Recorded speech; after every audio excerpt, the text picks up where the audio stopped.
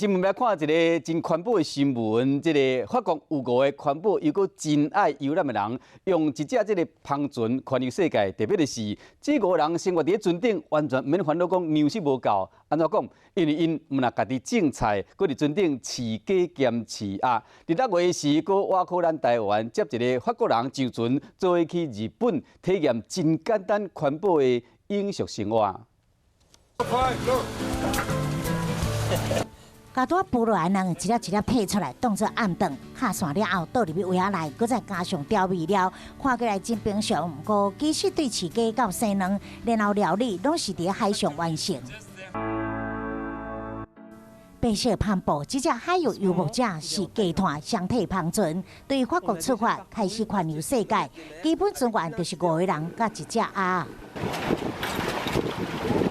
那伫船仔顶种菜生活，甚至还佫会使甲粪扫变成堆肥，完全自给体验饮食生活。这只船是对法国出发了后，一路航行，经过泰国、柬埔寨，还佫有真侪东南亚的国家。6月的时阵到台湾的淡水补给一寡粮食，还佫有加一名对台湾出发的法国人靠来。到日本，刷来再佫到美国。那个船是一个很小的船，一个双栖船，然后也是一个实验室。研究很多东西，比如说如何处理厨余，如何使食物自给自足。靠来讲，这段旅行可以体验到安怎伫海上过着无粪扫、简单的生活。嘛，希望等下到台湾了后，把这款的饮食佮环保的体验推广予更较侪人。